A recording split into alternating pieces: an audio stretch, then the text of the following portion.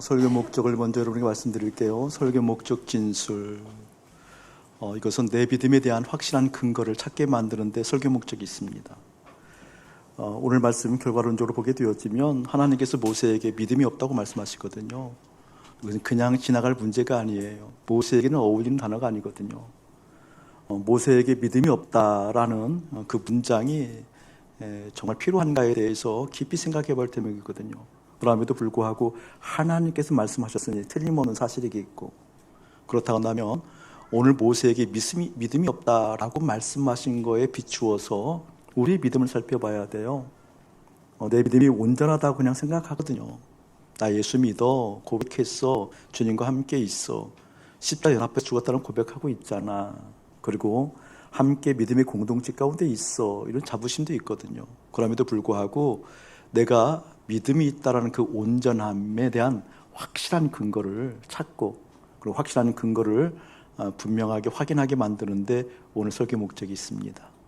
여러분의 믿음의 좌표가 오늘 말씀을 통해서 확연하게 열려지기를 주의는 축복합니다. 믿음이 확실하다라는 것이 내 마음 가운데 확실한 근거 속에서 확인됐을 때 내 마음의 씀씀이를 알아요. 여러분, 마음은 쓰는 거거든요. 마음은 써야 되는 거거든요. 그러니까 마음을 쓴다 그랬을 때 마음을 어디에 써야 되는 거지? 라는 것을 오늘 말씀을 통해서 깨닫게 될 거예요. 아하, 마음은 쓰는 거구나. 그런데 이곳에 써야 되는 거구나. 다른 곳에 쓸 때 그것은 위험하구나, 아니구나, 틀렸구나, 하나님의 염려가 깃드는구나. 하나님께서 우리 가운데 원하시는 것은 마음을 이렇게 쓰기를 원하고 이곳에 쓰기를 원하는구나 라는 것을 확인해서 마음을 제대로 써서 믿음의 권능을 회복하고 믿음의 권능으로, 능력으로 살게 만드는데 설교 목적이 있습니다. 여러분에게 그 믿음의 능력이 보여지는 은혜 가득하기를 예수님의 이름으로 축복합니다. 한번 여러분에게 물어볼게요. 내가 이제 예수를 믿는다라고 했을 때 그 믿음이라는 것은 그냥 고백에 그치지 않잖아요. 예수님을 믿는다라고 했을 때 내가 믿는 그분이 내 안에 차곡차곡 차오르는 것을 경험하잖아요. 무엇인가 간절함이 더해질수록 마음에 더해지는 것 같아요. 내가 무엇을 하고 싶다라는 그 소원이 마음에 가득할수록, 소원이 가득할수록 소원의 강도가, 그 농도가 진할수록 마음의 그 마음이 더 차오르잖아요. 가득하게 되잖아요. 내가 무엇을 바란다고 했을 때 그 바란다라는 강도가 깊어지면 그 바라는 내용이 내 마음에 채워져 있어요. 내 마음이 가득할 때는 견딜 수가 없죠. 그러니까 예수님을 믿는다라는 것, 예수님을 사랑한다라고 한다는 것은 내 마음에 차오르는 우리 주님을 볼 거예요. 그렇죠? 틀림없는 사실이거든요. 그런데 예수님이 가득 차오르는 과정 가운데 갈등의 국면이 있어요. 정말 예수님만 채워도 되는 걸까? 그래도 삶을 살아가는데 아무 이상이 없는 걸까? 그래도 정말 내 인생에 대해서 아무 문제 없이 기쁨으로 가득 찰 수 있을까? 이런 갈등들이 오거든요. 목사님에게도 그런 갈등의 시절이 있었죠. 주님을 사랑한다고 고백해서 그 예수님을 사랑하고 바라보기 시작하는데 어느 날 주님의 강권하심이 내 마음 가운데 들리는 거예요. 어떤 마음일까요? 전부를 원하시는 하나님을 경험하거든요. 우리 하나님께서 당신이 전부로 우리 가운데 오셨잖아요. 전부를 주시면서 우리 삶 가운데 임하셨잖아요. 당신의 아들을 주시면서, 전부를 주시면서 내가 너를 사랑한다. 하늘이 실제야. 하늘의 역사가 실제야. 너희들이 보고 듣고 경험하는 것이 전부가 아니야. 너희들의 인생은 보이지 않는 영이라는 것이 있어. 영원한 세계가 있단다. 그것이 생명이란다 라는 것을 가르쳐주기 위해서 전부를 주셨잖아요. 전부를 주신 그 하나님께서 요구하기 시작해요. 강권하기 시작해요. 너도 전부로 나에게 오리엄. 전부를 나에게 주리엄. 너의 전부가 나는 필요하단다. 이것을 깨닫게 되기 시작하면서 갈등해요.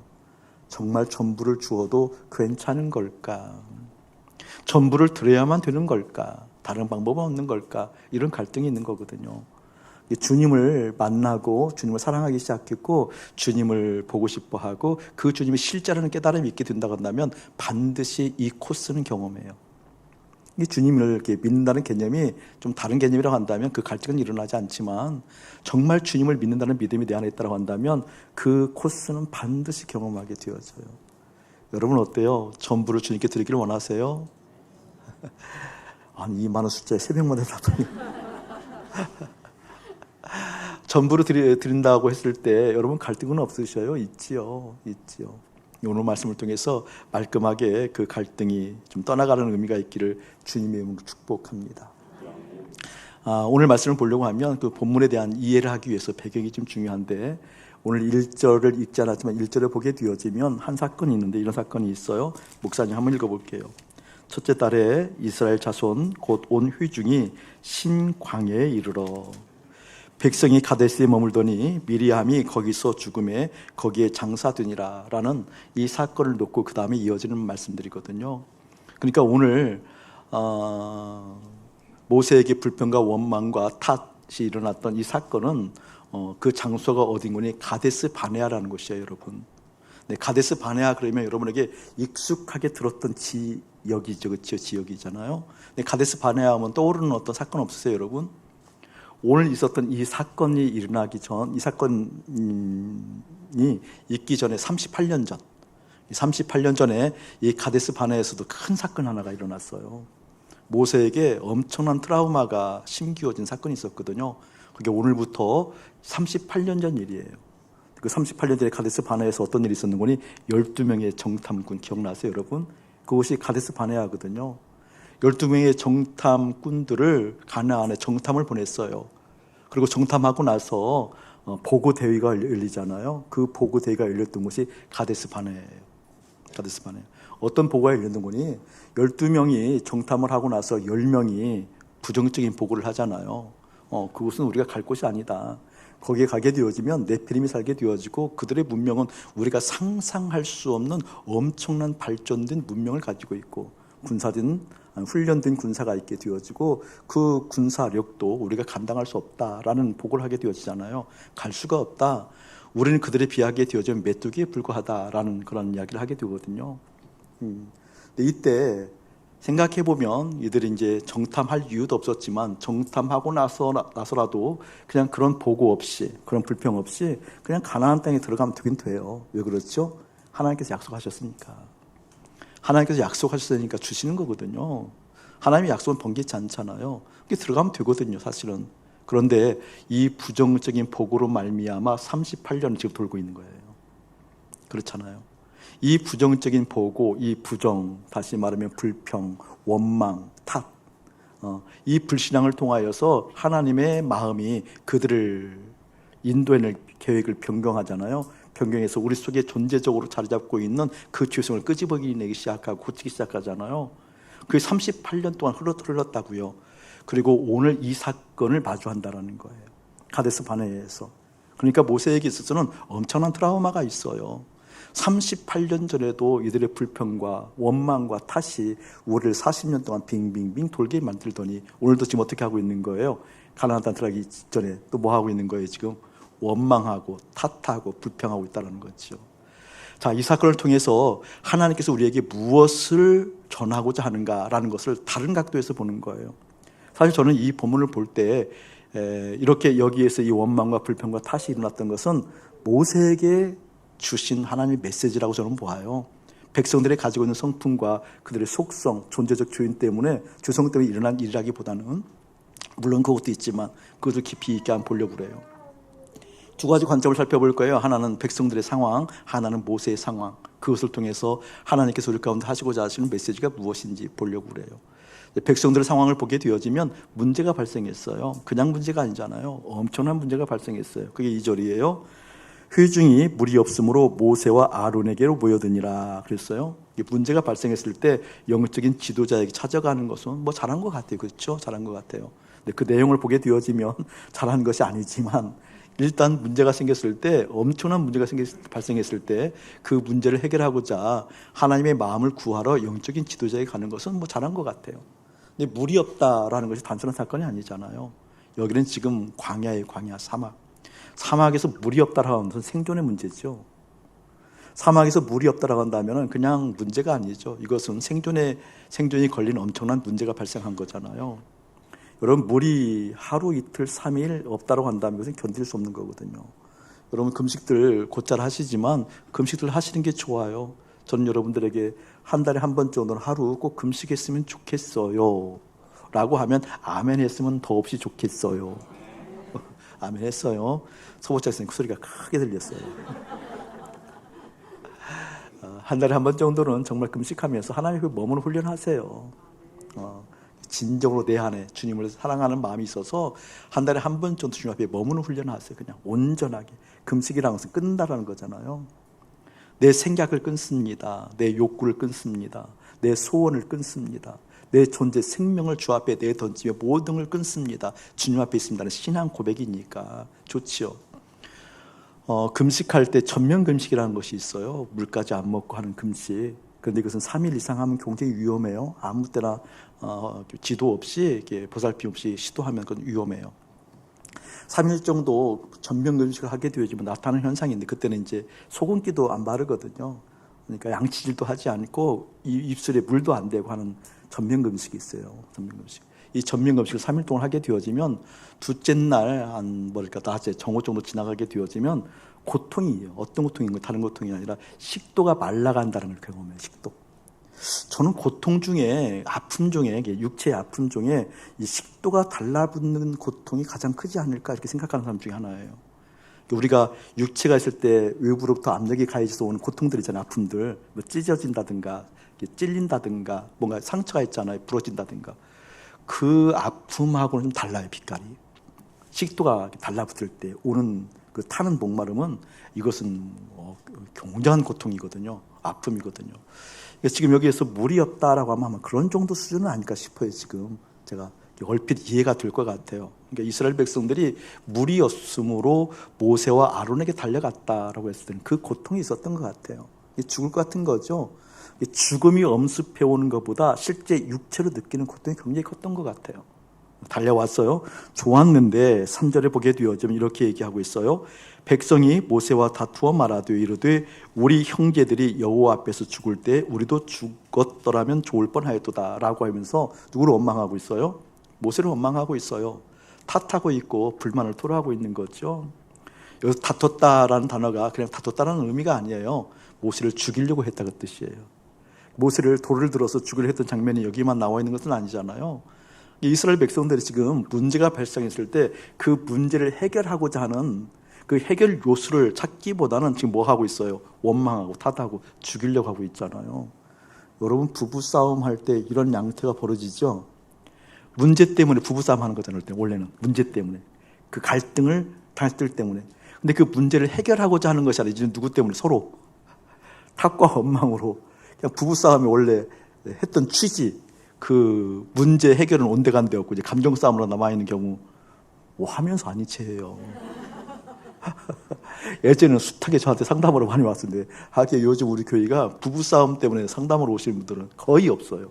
거의 없어요. 초창기만 해도 80%예요. 80%. 멀쩡한 부부들이 예배당에 오면 최고로 경건한 부부들이 다 부부의 갈등 때문에 와서 이렇게 상담하는 경우가 참 많이 있었어요. 근데 문제가 발생했을 때 와서 그 문제를 해결하고자 하는 것이 아니라 모세를 원망하고 있잖아요, 여러분. 우리 지난 시간에 주님의 마음을 주님의 생각으로 경청한 것이 있어요. 그것은 무엇이었는지 땅의 지혜와 하늘의 지혜였잖아요, 그렇죠? 땅의 지혜가 있다는 것은 그 지혜는 무엇이에요? 해답을 찾는 거잖아요. 길을 찾는 거잖아요. 그러니까 두 사람의 갈등의 국면에 있었을 때 그 한 사람이 한 사람을 원망한다, 탓한다는 것은 뭐예요? 내 생각이 너보다 낫다라는 거잖아요. 나에게 해답이 있다 그 말이에요. 정답은 아닐지 모르지만 내가 정답에 가까운 내 의견이 더 옳다라는 것이 반영된 거잖아요. 그것이 이제 논리적으로 설명할 수 없으니까 화로 막 풀어내는 원망과 탓. 부부 가운데 있죠? 인정해야 돌이킬 텐데 인정조차 하지 않으면 어려운데 그런 게 있거든요.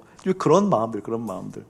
모세와 다퉜다 이 말은 무슨 말인 거니? 그 원망과 탓은 실상 그 본질, 그 내용 내면으로 깊이 들어가게 되어지면 해답을 가지고 있는 거예요.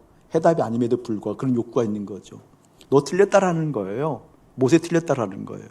모세가 하나님의 인도함을 받아서 여기까지 왔는데 그 인도함이 틀렸다라는 거잖아요. 그 내용을 계속 얘기하고 있는 거거든요. 4절 보게 되어지면 너희가 어찌하여 여호와의 회중을 이 광야로 인도하여 우리와 우리 짐승이 다 여기서 죽게 하느냐.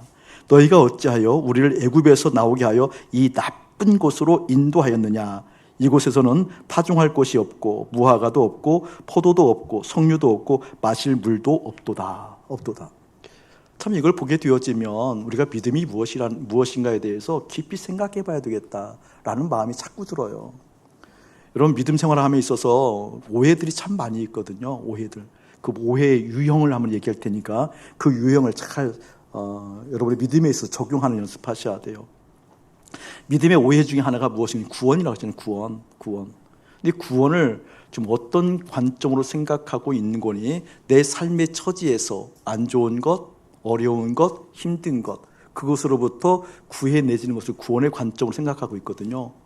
구원, 그러면 하나님 나라 이렇게 이야기하고 있지만 실상 여러분이 추구하고 있는 구원의 관점은 이 땅에서 문제 해결들이거든요. 나는 구원받았어, 하나님 나라에 가는 사람이야, 하나님 나라에 갈 거야 라는 것은 언어로 고백하지만 실상 여러분의 존재 자체가 요구하고 있는 것은 이 땅의 일들이잖아요. 구원은 그게 아니라고 그랬잖아요. 여러분, 구원. 지금 여기에 보게 되어지면 이스라엘 백성들이 출애굽에 있어요. 출애굽. 애굽으로부터 탈출한 거잖아요. 출애굽. 이게 구원의 관점으로 보게 되어지면 반드시 가나안 땅에 들어가려고 하면, 구원받으려고 하면 출애굽을 해야 돼요. 아멘. 애굽으로부터 벗어나지 않고 가나안 땅에 입성은 없거든요. 가나안 땅에 입성하는 것을 구원이라고 얘기하잖아요. 영적으로. 우리에게 있어서 구원이라는 것은 무엇이고, 우리 출세상을 경험해야 돼요. 출세상을 경험하지 아니한 경험은 없어요. 근데 우리는요, 출세상을 절대 하지 않으려고 그러잖아요. 출세상을 하지 않고 세상으로 나가지 않고 세상 안에서 이렇게 저렇게, 세상 안에서 이 모양 저 모양, 세상 안에서 이러한 관점 저러한 관점으로 세상에서 우뚝 서보리라 하는 관점이 우리 가운데 있어요, 없어요? 이게 지금 이스라엘 백성들과 같은 요소예요. 같은 요소. 지금 이스라엘 백성들의 구원의 오해가 무엇이었는지, 애굽으로부터 벗어난 상태에서 가나안에 입성하는 것이 아니라 뭐라고 원망하고 있는 거니? 애굽보다 더 나쁜 곳으로 우리를 들여들였다. 이 얘기는 뭐예요? 구원의 관점 어떤 식이라는 거예요? 애굽보다 더 나은 애굽을 찾는 것이 구원으로 생각했다라는 거예요. 언어로는 그렇게 고백하지 않지만 만군의 주 여호와 전능하신 하나님을 내가 믿습니다. 하나님은 창조주 하나님이십니다. 라고 믿지만 그 창조주 하나님의 힘을 빌려서 어디에서? 애굽보다 더 나은 애굽을 건설하고자 하는 욕구, 이 구원의 오해가 걷어지기를 예수님 축복합니다. 구원은 뭐예요, 여러분? 출세상으로부터 비롯되어져요. 맞죠? 출애굽 후에 홍해 갈라져서 그 다음에 가나안 들어가는 거잖아요. 출애굽 없는 구원은 없다니까요. 가나안 입성은 없다니까요. 근데 우리는요, 출세상 하지 않고 이 세상에서 무엇인가 해보려고 하는, 이 세상에서 무엇인가 한번 빛나보고자 하는, 그것을 하나님으로부터 받은 축복이요 주님으로부터 임하는 놀라운 사랑의 은혜라고 생각하고 있잖아요. 이 오해가 먼저 생각되어지고 깨달아지기를 예수님을 축복합니다. 자, 이런 오해의 틀을 한번 생각해 볼게요. 우리가 예수님을 배우는 것은 굉장히 중요하죠. 예수님 따라가고 본받는 건 굉장히 중요해요. 그래서 믿는 사람이든 믿지 않는 사람이든 크리스찬 그러면 그 표상이 무엇인가, 섬김 이런 것이 있거든요. 낮아짐 이런 것이 있죠. 겸손. 그래서 크리스찬 그러면 밑바닥에 가서, 낮은 곳에 가서, 어려운 데 가서 정말 밑도 끝도 없이 주님의 마음, 주님의 사랑으로 섬기는, 이 섬김이 크리스찬의 모습이라고 생각하잖아요.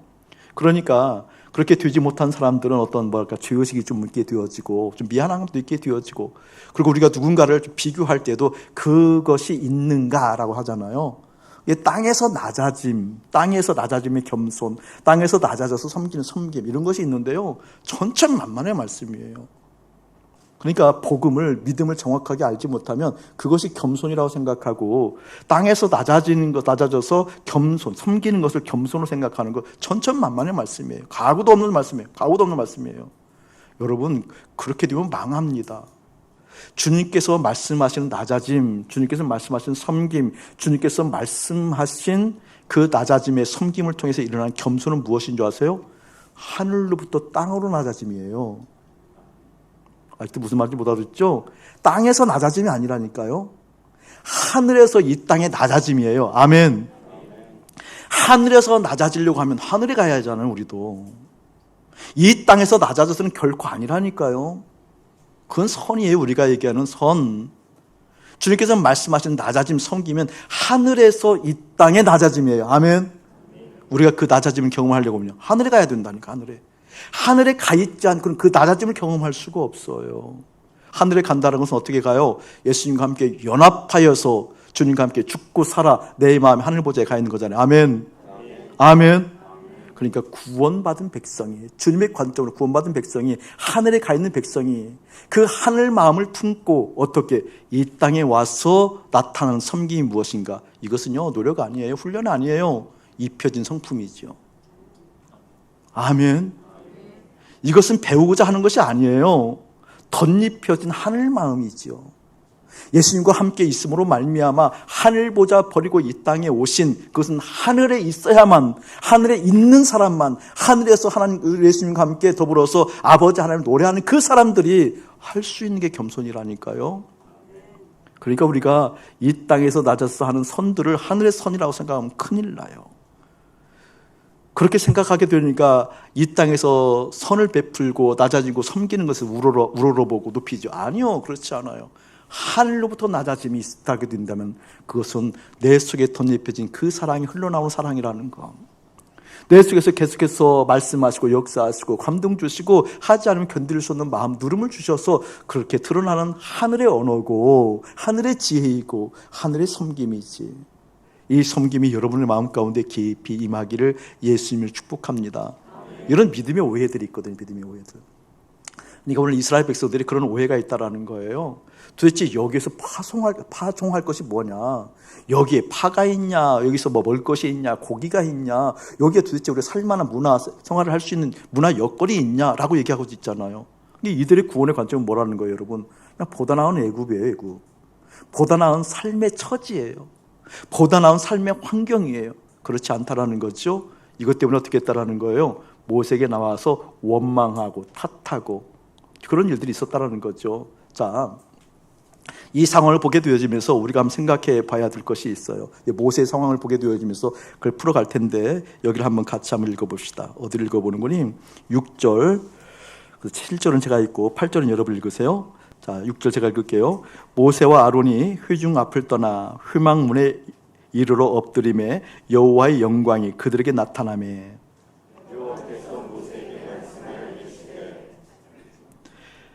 지팡이를 가지고 내 형 아론과 함께 회중을 모으고 그들의 목전에서 너희는 반석에게 명령하여 물을 내라 하라. 내가 그 반석이 물을 내게 하여 회중과 그들의 짐승에게 마시게 할지니라. 9절 시작.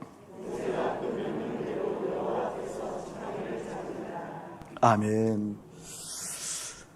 우리 하나님을 만나게 되어지는 큰 행복이 있어요. 기쁨이 있어요. 그 행복이 무엇인고요? 나를 온전하게 만드신다라는 그 확증들이 이제 일어나잖아요. 여러분이 주님을 만나게 되어지면서 주님과 교제 가운데 그 교제 길에 딱 놓이게 되어지면 주님과 함께 걷기 시작하게 되어지면 갈등의 국면이 있을 수 있으나 그러나 끝내 어떤 확신이 우리 삶 가운데 들게 되어지는 거니 와, 주님께서 나를 온전하게 만들어 가시는구나. 하늘 백성으로 정말 만들어 가시는구나. 와, 맞아, 이게 하나님의 마음이지. 맞아, 이게 하나님의 생각이지. 라는 그 기대, 감격. 그 감격 때문에 더 바꾸어져 가는 나를 하나님께 소원할 수 있는 소원 생기게 될 거거든요. 여러분이 그런 은혜가 일어나길 예수님 축복합니다. 그런데 또 한켠에 인간의 본성이 있어요. 인간의 본성. 죄성이 있는 거잖아요. 존재적으로 죄성이 있기 때문에 들을 때와 그리고 감동받을 때와 산다라는 다른 개념이 많아요. 믿음이. 예를 들면 이런 거예요. 복음에 대한 갈증들이 다 있어요. 믿음의 사람들은. 그러니까 교회마다 복음이 선포되는 교회 찾는다고 얘기하거든요. 복음이 선포되는 교회를 찾아서 실제로 많이 이렇게 찾기도 해요. 이게 복음에 대한 갈증이 있어서 복음에 대한 소문을 듣고 그 복음을 향해서 몰려드는 성향도 있는 것 같아요. 이제 그러한 믿음의 사람들의 갈증은 기본 요소예요. 그 갈증이 있기 때문에 기준을 세울 때에도 그것이 있냐라는 거예요. 복음이 있냐라는 거예요. 복음대로 사냐라는 거예요. 그래서 하늘로부터 이 땅에 낮아진 그것을 오해했지만 땅에서 낮아진 그 섬김이 있냐라는 거예요. 그래서 그 섬김이 있는 가정 가운데 사랑이 있냐라는 거죠. 이런 것들도 기준으로 세워서 또 얘기를 많이들 해요. 근데 복음을 이렇게 선포가 되어지고 와 좋아라고 얘기하지만 그 복음이 선포되어지는 가정 가운데 이제는 당신이 복음으로 살아야 됩니다라고 얘기하면 그때부터는 돌 들어요. 복음이 좋다라고 얘기했던 사람들이 돌 든다니까요. 뭔 얘기인지 못 알아듣으세요? 복음이 선포되는 것과 복음으로 사는 건 다르다니까요. 복음으로 사는 건 달라요, 여러분. 복음으로 산다라는 것이 죄성이 가진 인간에게는 굉장히 어렵고 힘겹게 들릴 수 있어요. 그런데 정말 복음이 우리 가운데 들어왔을 때 인간의 죄성으로 보는 것이 아니라 하나님의 마음으로 보기 시작하면 여러분 복음으로 사는 것처럼 영광스러운 것이 없다라는 것을 깨달아 가야 될 텐데, 그 깨달아가는 은혜가 여러분에게 깊이 스며들길 주의는 축복합니다. 자, 그 부분을 어떻게 볼 거예요? 오늘 모세에게 하나님의 말씀이 임했어요. 모세가 위험에 처한 거잖아요. 모세와 다퉜다 이 말은 그냥 다툼 정도가 아니라 뭐라 그럴까? 살기를 느끼는 거예요. 생명의 위협을 느끼는 거죠. 도망친 거예요, 사실은. 도망쳐서 어디에 가는 거니? 하나님께 간 거거든요. 6절, 모세와 아론이 회중 앞을 떠나 회막문에 이르러 엎드리매. 저는 이 엎드리매가 너무나 안심이 돼요.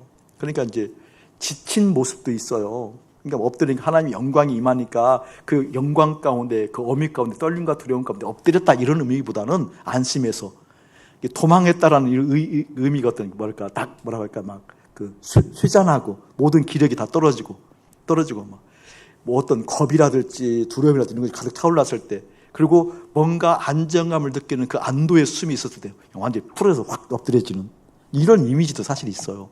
모세의 마음 들어가 봤거든요. 이 이미지가 맞대. 이 이미지가 맞대. 하나님 앞에서 완전히 엎드렸어요. 그러고 나서 이렇게 얘기하는 거예요. 그때 여호와의 영광이 그들에게 나타나매. 여러분, 영광이 모세와 아론에게 나타났을 때 그때 하나님께서 모세에게 말씀하여 이르시되, 중요한 개념이에요, 여러분. 여러분, 모세는 알았어요. 뭘 알았는 거니? 다른 것이 아니라 삶에서 이러한저러한 사건, 문제, 염려, 죽을 것 같은 그 고비를 넘길 때에도 하나님께 가면 산다라는 그게 더 컸어요. 맞죠? 그렇게 생각한 거죠. 여러분 삶에서 정말 뭐랄까 위기가 다가왔을 때, 그때는 믿음이 충만하지 못하게 되어지면 그냥 아무 생각도 안 나요. 덜프덕 주저앉죠. 그냥 어디로 갈까, 무엇을 할까도 생각이 안 나죠. 이것은요, 그냥 웬만한 문제 있을 때 어디로 갈까, 무엇을 할까 생각나지만 정말 문제 크게 당하면, 믿음이 없으면 그냥 털썩 주저앉는 법이거든요. 주저앉는 법이거든요. 그런데 죽을 것 같은 이 고비 가운데 지금 어디로 달려가고 있어요? 하나님께 달려가고 있어요. 그럼 믿음 있어요, 없어요? 그냥 믿음 아니에요. 그냥 믿음 아니죠. 이것은 진짜 살아있는 믿음이죠. 하나님 앞에 갔을 때, 아하, 그래서 하나님께서 영광을 나타내 보여주셨구나 라는 것도 저는 이해가 된다니까요. 모세에게, 그런 모세에게, 믿음이 충만한 모세에게 문제가 없냐? 아니요, 문제 있어요. 하나님도 사랑받는 확실한 믿음을 가지고 주님의 전 존재 앞에 떨림과 두려움으로 서 있는 사람에게 문제가 안 닥치냐? 아니요, 문제가 닥쳐요. 죽을 것 같은 상황도 닥치는 거죠. 안 닥치는 게 아니죠. 닥쳤음에도 불구하고 하나님 앞에 달려갈 수 있는 믿음, 여러분에게 존재하기를 축복합니다. 여러분, 영광이 뭐라고 그랬어요? 여기 하나님의 영광이 가득하다. 그럼 무슨 말이에요, 영광이 있다는 것은? 여기 하나님의 영광이 여기 있다라고 한다면 여기에 하나님의 영광이 가득하기 때문에 다른 생각이 나지 않아요. 뭐만 보이는 거예요? 그게 영광이에요, 영광. 내가 어느 대회에 나가서 1등 했을 때, 세계 선수권대회에서 1등 했을 때 모든 영광을 조국에 그러잖아요. 1등만 조명을 받잖아요. 1등이. 그렇죠? 1등. 1등이 영광이 있다. 꽉 차있다 그 말이에요. 1등 했다 그 말이거든요. 하나님의 영광 그러면 하나님이 1등 했다 그 말이거든요. 하나님의 영광이 임했다 그러면 여기에는 하나님이 가득해서 내 속에 실상 여러 문제가 있었지만 그 문제보다 내 마음 가운데 누가 가득하다라는 거예요? 그게 영광이에요. 여기는 아침 목사가 그럴 때 설교해서 하나님의 영광이 아니라니까요. 여기는 아침 목사의 마음 가운데 하나님이 가득했을 때, 실제 하나님이 가득했을 때 내 속에 다른 것이 의미가 없어요. 근심도, 염려도, 포부도, 희망도, 꿈도 아무 의미가 없어요. 여기에 하나님만 가득한 것, 그게 영광이에요, 영광. 아멘. 아, 말씀은 그때 임하는 거구나. 말씀은 그때 임하는 거구나. 내 감정의 감동이 중요한 것이 아니라 내가 하고자 하는 것과 맞아떨어져서 좋아라고 동의했을 때 오는 그 벅찬 감으로 예 주님 기뻐하는 그것이 아니라 그 어떤 상황보다도 주님이 가득했을 때 주님께서는 말씀하시는 거구나. 아멘. 여기에 모세가 힘들었어요. 어려웠어요. 죽을 것 같았어요. 그럼에도 불구하고 사실 이 사건을 보게 되어지면, 이 내용 말씀을 보게 되어지면 그때에도 모세는 하나님이 가득했구나. 그럼 믿음이 있어요? 없어요? 없어요? 이게 목사님 뭔가 지금 함정을 파놓고 질문하는 거야. 우리가 한두 번 당했나 그러지 말고, 여기 믿음이 있는 거죠. 당연히 믿음이 있는 거예요. 그렇죠? 믿음도 그냥 믿음 아니죠. 실제 믿음이 있었던 거죠. 말씀이 임했어요. 그 말씀이 어떤 말씀이었는거니 8절 지팡이를 가지고 내 형 아론과 함께 회중을 모으고 그들의 목전에서 너희는 반석에게 명령하여 물을 내라 하라. 내가 그 반석이 물을 내게 하여 회중과 그의 짐승에게 마시게 할지니라. 아멘. 하나님의 말씀이 임했어요. 하나님께서 해답을 주셨어요. 하늘의 지혜를 주셨어요. 하늘의 길을 내셨어요. 너는 반석에게 가서 반석에게 말하는 거예요. 너는 이 마이크에 가서 말하라는 거예요. 이 마이크에 가서 말을 하라는 거예요. 말했더니 큰 소리로 증폭되더라. 예를 들면 이렇게 하라는 거잖아요. 반석에 말을 하라는 거예요. 물을 내라고. 반석이 어떻게? 물을 낸다고 그러잖아요. 이 말을 들었어요. 영광 가운데. 그리고 이제 그 모세가 표중 앞에 나갔습니다. 자, 모세가 그 명령대로 여호와 앞에서 지팡이를 잡으니라. 10절 여러분 시작. 모세와 아론이 회중을 그 반석 앞에 모으고 모세가 그들에게 이르되 반역한 너희여, 우리가 너희를 위하여 이 반석에서 물을 내려 하고. 11절 제가 읽을게요. 모세가 그의 손을 들어 그의 지팡이로 반석을 2번 치니 물이 많이 솟아오르므로 회중과 그들의 짐승이 마시니라. 그러니까 구할 것, 원할 것, 그 답은 찾았어요. 그렇죠? 물이 많이 나와서 회중들이 물을 먹었으니까. 그런데 중요한 것은 12절 별표 놓고 여러분 합독 시작. 여호와께서 모세와 아론에게 이르시되 너희가 나를 믿지 아니하고 이스라엘 자손의 목전에서 내 거룩함을 나타내지 아니한 거로 너희는 이 회중을 내가 그들에게 준 땅으로 인도하여 드리지 못하리라 하시니라. 아멘. 여러분 이게 이해가 돼야 돼요. 이게 존재적으로 이해가 돼야 돼요. 여러분 모세에게 믿음이 없다 그러면 이해가 안 돼야 맞는 거잖아요. 근데 하나님께서는 지금 모세에게 너희가 나를 믿지 아니하고 너는 믿음이 없다라고 얘기하는 거거든요. 그러면서 네가 나의 거룩을 나타내지 못했다라고 얘기하는 거거든요. 모세가 하나님의 음성을 들었다니까요. 그대로 했어요. 했는데 2가지 차원이 있었죠.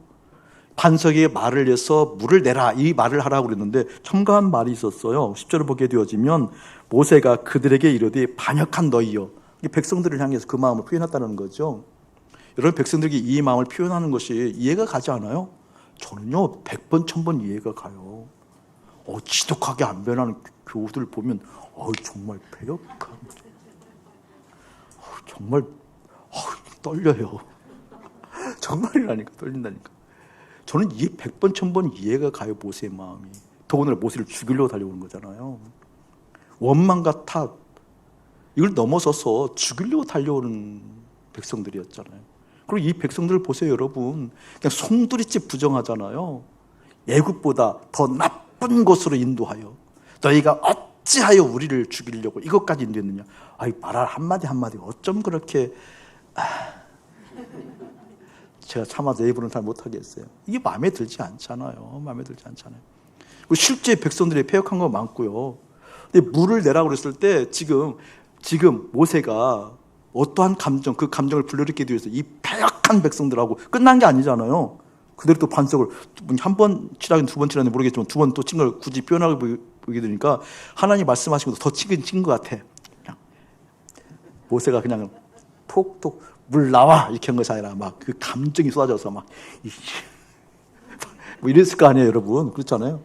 그렇게 화내는 것 때문에 하나님께 믿음이 없다고 했을까? 도대체 왜 하나님은 믿음 없다고 그랬죠?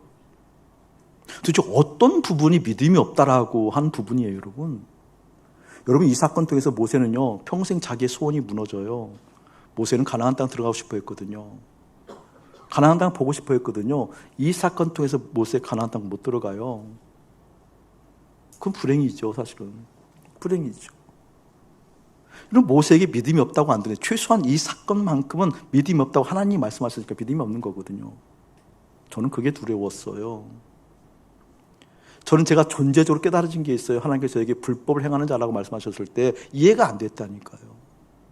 귀신 되어 쫓고 설교하고, 여러분 제가 전도도 곧잘 했거든요. 직접적으로 1:1 전도도.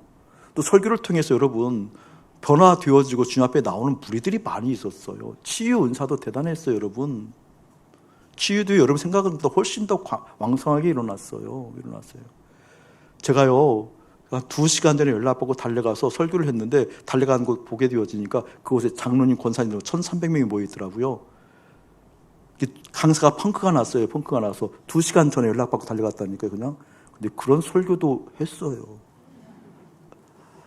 장로 권사님들 앞에 설교하는 것처럼 어려운 거 없어요. 왜 안 통해요? 2시간 전에 불러 설교도 했어요. 한 번은 밥 먹으러 이천에 가자고 하더라고요. 이천에 밥 먹으러 가자고. 이천에 쌀밥이 좋으니까 따라갔죠. 그래서 청바지 입고 난방하고 그냥 서스 하나 갖고 갔어요. 그때 따라간 사람이 저기 뒤에 앉아 있는 것 같아요. 아무 설명이 없었어요. 그랬더니 목사님들이 1,000명 앉아 있더라고요. 그때 강의하라고 그러더라고요, 저보고. 그래서 제가 나를 부른 사람은 웃기는 사람이고, 그걸 또 내가 순종하는 나도 웃기고, 그때 정말 헷갈렸었거든요. 이상 없이 설교했어요. 큰 이상 없었거든요. 놀라운 은혜가 있었죠. 오히려 은혜가 있었죠. 저는 모세의 이 감정이 그대로 읽힌다니까요. 이 패역한 백성아, 이 패역한 백성한테 어느 때까지 내가 물을 내려 하면서 물을 탁 내잖아요. 이 물이 쏟아졌으니까 목이 나는 거예요. 이 모세의 그 감정 살펴보세요. 여기서 어떤 부분이 우리 하나님께서 믿음이 없다고 하시는 걸까? 제가 두려웠어요. 하나님께서 그러한 설교를 하고 능력을 베풀었을 때 나보고 불법이라고 했을 때 내가 이해가 안 됐었다니까요. 하나님 왜 불법이에요? 하나님께서 응답하지 않으시고 긴 세월이 흐른 후에 이 말씀을 통해서 해답을 주셨어요. 이게 불법인 거구나. 믿음이 없다 그러니까 다시 한번 믿음 생각해 봅시다. 믿음이 무엇인가? 가장 근본적으로 보게 되죠. 믿음은 내 마음을 하나님께 드리는 것, 믿음 맞습니까? 전능하사 천지를 만드신 하나님 아버지를 내가 믿사오니 했을 때 그 믿사오니가 크레도, 이게 믿음의 믿음. 크레도의 원뜻이 뭐라고요? 심장을 꺼내서 하나님께 드리는 것. 아멘. 이게 믿음이라고 한다면 내 마음에 누구에게 가 있어야 되는 거예요? 하나님께. 아멘. 다시 한번 믿음이 뭐예요? 여러분 대답하세요. 믿음이 뭐예요? 맞아요. 내 마음에 하나님께 가 있는 거예요. 보세요. 보셔야 돼요. 지금 모세는 순종한 것 같지만 그 화가 문제가 아니라 화를 일으켰던 근본 마음이 하나님께 가 있는 거예요? 백성에게 가 있는 거예요? 그게 보여요, 여러분? 지금 모세가 하나님의 말씀을 안 들었다는 것이 아니라, 반석에 물을 내리쳐서 물을 꺼내지 않았다는 것이 아니라, 이 순간에 모세의 마음은 하나님께 가 있지 아니하고 어디에 가 있었다는 거예요? 원망과 탓을 했던 미운 그 사람들에게, 원망과 탓을 하고 지질하게 속을 썩였던 그 사람에게 미움의 감정이, 내 마음이 더 가 있었다, 그 뜻이에요. 그것을 보고 하나님 말씀하신다는 거예요. 너희는 나를 믿지 아니하고. 최소한 이 순간은 모세에게 믿음이 없었다.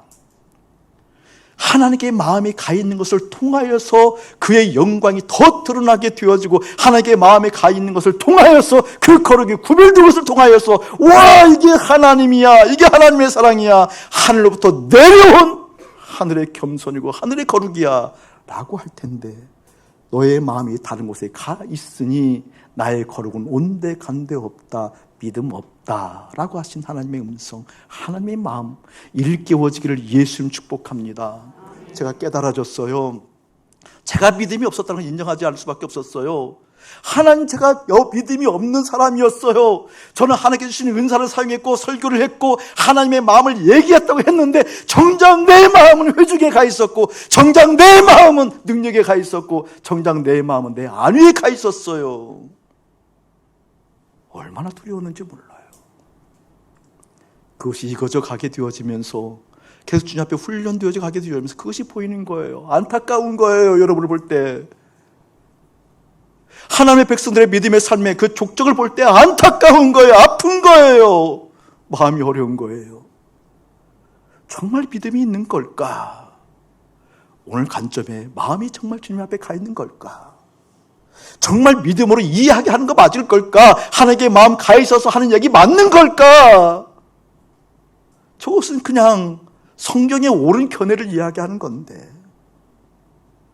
저것은 그냥 옳은 것을 이야기하는 건데, 하늘로부터 내려온 하늘 평화가 없는데 오히려 분파가 되어지고 갈라지고 원망하고 아파하는 건데, 저러다가 모세처럼 그 꿈을 잃어버리면 어떡하나? 모세 하고 싶은 거 하지 못했던 그 원망 또 들으면 어떡하나? 여러분에게 읽혀지기를 예수의 이름으로 축복합니다. 마음을 어디에 써야 된다고요? 하나님께. 잘 들으세요. 근데 이 마음이 하나님께 가 있는 걸 확인하지 않으면 착한 것에 속아요. 이 마음이 너그러워야 된다는 것을 속는다니까. 크리스천은 낮아져야 돼, 겸손해야 돼, 이것을 속는다니까요. 내 마음이 하나님께 가 있어야 되는데 착함, 하나님의 마음을 받아야 된다는 그 속는다는 개념이 무엇이니? 내 자식에게 문제가 생겨요. 그럼 홀라당 내 마음 어디에 두어요? 그에게 이 얘기가 그 이야기라니까요. 내 마음을 하나님께 둬야 되는데 삶의 자리에서 조건들이 힘들고 어려워요. 재정적으로 힘들고 어려워요. 죽을 것 같아요. 거기에 홀라당 내 마음이 가 있는다니까요. 국가가 어렵대요. 정치가 말이 아니래요. 경제가 더 힘들어질 거래요. 바이러스의 문제는 더 심각하게 10월 11일이면 더 심각하게 임하게 될 거래요. 그때 선한 의지로, 선한 마음으로 그곳에 가 있는 마음들, 좋은 것이든 나쁜 것이든 가 있는 마음들 확인하여 주님께 가 있는 마음 확인하기를 예수의 이름으로 축복합니다. 아멘. 잠언 5장 한번 펴보시기 바랍니다. 잠언 5장. 시편 다음에 있어요. 잠언 5장. 하나님, 내 마음이 주님께 가 있기를 원해요. 여러분, 마음을 쓰는 거거든요. 마음을 써야 되는데 이 마음을 쓴 만큼 여러분 이렇게 좀 탈진하는 거거든요. 여러분, 몸이 아프다고 할 때 탈진했다고 그렇게 하지 않아요. 제 주변에는요, 몸을 움직일 수 없어 눈만 껌뻑껌뻑거리는 사람도 있어요. 근데 이런 분들도요, 눈 껌뻑껌뻑거리는 거 하나님께 감사하는 거 아세요? 그런 분들 탈진했다고 얘기하지 않는 거거든요. 몸이 그렇게 극한에 아파도 하나님께 감사해서 그 감사를 표시하는, 눈으로 껌뻑껌뻑거리는 그 감사를 표시하는 물도 있다니까요. 근데 주님 앞에 없는 사람들, 그 사람도 탈진했다 그러는 거거든요. 마음을 그만큼 다른 곳에 썼다 그 말이에요. 여러분, 다른 곳에 쓰여지는 마음들 정돈되길 축복합니다. 잠언 5장 21절 암송구절로 할게요. 표시해 놓고 합독하면 해요. 시작. 대저 사람의 길은 여호와의 눈앞에 있나니 그가 그 사람의 모든 길을 평탄하게 하시느니라. 다시 한번 제가 읽어드릴게요. 대저 사람의 길이래요. 사람의 길이 있다라는 거죠. 이 길로 가야 돼 라고 하는 사람의 길이 있대요. 근데 그 사람의 길은 여호와의 눈앞에 있대요. 아멘. 이게 간단한 말 아니잖아요. 여러분 보세요. 여러분, 우리의 시선이 어디에 가 있나 봐야 될 대목이거든요. 저는 이것을 부단히 훈련했으면 좋겠어요. 처음부터 그런 믿음이 없으니, 처음부터 그런 믿음이 내 안에 채워지지 않고 솟아나지 않으니 훈련했으면 좋겠어요. 우리는 착하다는 명목 아래 환경과 어려움이 임하면 어떻게 라고 하는 지혜, 세상의 지혜의 이름하에 문제 발생하면 바로 시선을 그에 두잖아요. 자식이 문제 생기면 자식이 바로 문제 두잖아요. 오늘 길은요, 사람의 길은 여호와의 눈에 있대요. 아멘. 사람의 길에 시선 두는 거 아니에요. 하나님의 눈에 내 뭐래요? 눈길 줘야 돼요. 아멘. 눈길이 강한 것을 시력이라고 그래요. 유머인데. 시력이래, 시력. 시력이 좋기를 축복합니다. 보세요, 여러분. 사람의 길, 이 길이 맞을 거야, 좋을 거야, 옳을 거야, 잘 될 거야. 그래, 내 자녀의 길은 이렇게 돼야 돼. 내 인생의 길은 이렇게 돼야 돼. 라고 하는 지혜를 거기다 쏟아붓는 것이 아니라 나는 하나님의 눈에 내 시력을 맞추고 있으면, 내 눈길을 맞추고 있으면 그 하나님의 눈을 맞추고 눈 맞춤하고 그 눈을 따라가게 되어지면 내 길은 그냥 풀린다. 이 공식 세워지길 축복합니다. 밉다, 원망스럽다, 고쳐야 된다, 안 된다 라고 했을 때, 내 마음에 그쪽으로 가 있을 때, 그때 그걸 돌이켜 회개하고 내 눈은 주님께 가 있습니다 라고 주님께 눈맞춤할 때 주님의 역사는 이루어진다. 아멘. 그 의미가 6장 25절이에요. 6장 25절. 6.25. 정말 6.25 같은 내용이에요. 잠언 6장 25절. 시작. 내 마음에 그의 아름다움을 탐하지 말며 그 눈꺼풀에 홀리지 말라. 저를 보실래요, 여러분? 마음이 탐한대요. 뭘 탐하는 것이 아름다움을 탐한대요. 내 마음이 탐하기 때문에 문제가 생긴다는 거죠. 근데 그 아름다움을 탐한다. 여기 이제 음녀에 대한 이야기를 하면서 하는 내용이거든요. 음녀가 길거리 여인만을 얘기하는 게 아니에요. 내 마음에 다른 것을 품고자 하게 만드는 것이 음녀예요, 음녀. 근데 내 마음이 아름다움을 탐한대요. 혼적인 욕구가 있다라는 거잖아요. 이스라엘 백성들이 지금 그러는 거잖아요. 애굽의 아름다움들을 탐하는 거예요. 그것을 탐하는 마음을 가지고 출애굽을 했어요. 그럼 애굽보다 아름다운 곳이 있다고 생각했던 거거든요. 마음이 뭘 한다? 탐한다. 깨닫게 축복해요. 이 마음은 주님의 눈에 맞추어져야 돼요. 아멘. 내 마음이 그의 아름다움을 탐하지 말며 그 눈꺼풀에 홀리지 말라. 그럼 눈꺼풀이 이렇게 눈짓하는 거 있잖아요. 저를 한번 보실래요? 저는 요즘 TV 보면 일부에 이제 그분들이 제가 한 두어 분께 상담하게 되어지면서 또 보는 거에 대해서 이제 상담을 한 적이 지난 주간에 있었어요. 그래서 TV를 안 보니까 그분이 이제 이렇게 얘기하는 그걸 잘 풀을 모르겠더라고요. 근데 TV를 한번 보세요. 부르면 이 눈짓들 너무 심하지 않아요? 어떻게 표현을 연습을 많이 했거든요. 제가 이것은 홀리는 것이 아니네. 웃기는 거네, 그렇죠? 예, 홀린다 할 때 그 눈짓하는 거 있잖아요. 눈짓하는 거. 이런 거 TV에 보면 수많은 눈짓들이 있잖아요. 아름다움에 혹하라고, 이거 사라고, 저거 취하라고, 저 위치에 가라고, 저곳에 가라고, 이거 타라고 저거 타라고 하는, 여러분 눈짓에 홀리지 않길 축복합니다. 그게 너무 많거든요. 그 이야기를 지금 하고 있는 거거든요. 어떻게? 너는 그들의 아름다움에 눈짓에 홀리지 말고 마음이 탐하지 말고 사람의 길은 하나님의 눈에 있나니 너는 주님에게 눈맞춤해야 된단다. 8장 한번 넘어갑시다. 잠언 8장 33절 시작. 훈계를 들어서 지혜를 얻으라. 그것을 버리지 말라. 아멘. 제가 8일날 금요일날이죠. 묵상하게 되어지면서 주님께 즉각적으로 응답했어요. 예, 주님 말씀 저는 들을 거예요. 주님 말씀 들을 거거든요. 주님 말씀 듣지 않으면 내 마음에 울림 주세요. 주님 말씀을 내 마음에 듣지 않으려고 하면 내 생각 가운데 울림 주세요. 저 돌이킬 거거든요. 회개할 거거든요. 다짐하고 주님 따라갈 거거든요. 주님 바지가랑이 붙들어서라도 주님 말씀 들을 거거든요. 실제 감동이 있거든요. 말씀을 볼 때 하나님께 말씀하시는 것들이 많이 있거든요.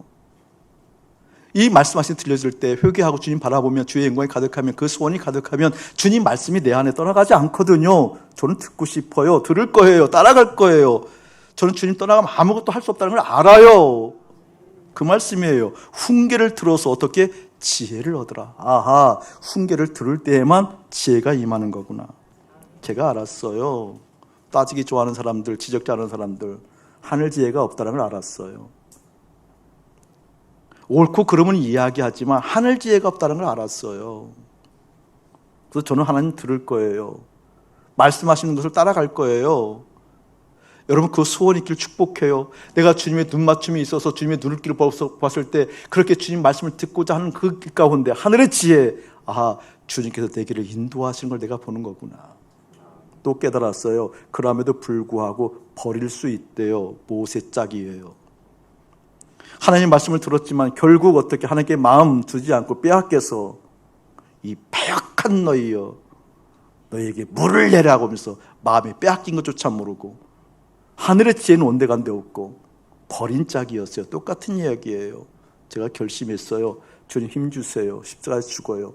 십자가에 죽은 내가 설교하고 십자가에 죽은 내가 교우들을 만나고 십자가에 죽은 내가 목회할 거예요. 십자가에 죽는 것을 날마다 경험해서 십자가에 죽는 것을 날마다 경험되지 않을 때 버렸다는 것이 무엇인지 선명하게 남게 해주세요. 여러분에게 임하기를 예수님 축복합니다. 생각해 보자고요. 결론이에요. 너희는 나를 믿지 아니하고. 모세에게 그 말이 가능한가요? 가능치 않지요. 근데 하나님의 말씀이 실제라는 거잖아요. 두 부류가 있어요. 아이 믿음 없네. 그래도 그러함에도 불구하고 진짜 믿는 믿음이 있거든요. 남들이 믿음 평가하는 거 중요한 것이 아니라 그러함에도 불구하고 진짜 믿는 게 있어요. 그런데 뭐예요, 여러분? 믿지 아니하고 하게 되어지면 그러함에도 불구하고 믿는 사실을 하나님께서 믿지 않는다고 얘기했는데 두 번째 경우는 불행한 경우예요. 불행한 경우예요. 이 경우로부터 벗어나는 은혜가 여러분에게 깃들기를 예수의 이름으로 축복합니다. 생각 잘 다스려야 돼요. 전쟁으로 표현하잖아요. 생각 전쟁에서 이기지 못하면 믿음 결코 잘할 수도 없고 결국 그 믿음 메마릅니다. 믿음은 생각에 승리한 거거든요. 승리가 무엇이죠? 생각 속에 예수님이 계시는 걸 보는 겁니다. 그 예수님이 커갈수록 생각이 가득한 거죠. 여러분 찬양할 때도 딴 생각 들어오는 거 무섭지 않으세요? 대부분 사람 딴 생각해요. 기도할 때 딴 생각 들어오는 거 섬찟하지 않으세요? 믿음이 세워지면 생각이 고요해집니다. 마음이 단정해집니다. 계속 그 생각을 가려내요. 십자가에 죽고 예수님과 함께 있는 거 봐야 돼요. 말씀 들을 때 생각하는 것, 영적 전쟁 때문에, 공격 때문에 뭐 다른 생각하는 거 대다수죠. 대다수죠. 목사님 지금 여러분을 유한시키느라고 딴 생각에 대해서 설교를 하면서 부드럽게 순화시켰지만 사실 심각한 내용이거든요. 오늘 이 말씀은 이스라엘 백성들의 원망, 탓, 분노 그걸 말하는 것이 아니라 사실 모세 때문에 물을 안 주신 것 같아요. 근본적인 것을 보게 만들려고. 저는 얼마나 영광인지 모르겠어요. 하나님이 나를 바꾸어 하시는구나. 하나님이 하나님의 사람으로 나를 바꾸어 하시는구나. 이게 느껴지니 어떻게 순종하지 않을 수 있냐고. 제가 순종이 어렵다고요? 어려운 게 뭐 대수예요. 영광스러운 하나님 사람으로 바뀌어가는 놀라운 은혜가 실제인데 그러니까 순종하는 것이 기쁨이죠. 그러니 주님 앞에서 내 생각이 어떤 건지 가려내면서 솔직하게 인정하면서 드러내면서 회개하면서 신나는 섬김을 소원하면서 그 신나는 믿음이 무엇인지 갈급해하는 거지요. 저는 사랑하는 여러분들에게 연륜에 관계없이 이 은혜가 깊이 들어오기를, 경륜에 관계없이 이 은혜가 깨달아지고 돌이켜지기를 예수님의 이름으로 선언합니다. 아멘. 이제는 우리 주 예수 그리스도의 은혜와 우리 아버지 하나님의 극진하신 사랑하심과 성령 하나님의 감화감동 교통하심이 너희는 나를 믿지 아니하고 그 음성이 너무나 사랑스럽고 놀라워서 돌이키며 자복하고 회개하는 거룩한 백성들 가운데 이대로부터 영원토록 함께 할지어다. 아멘.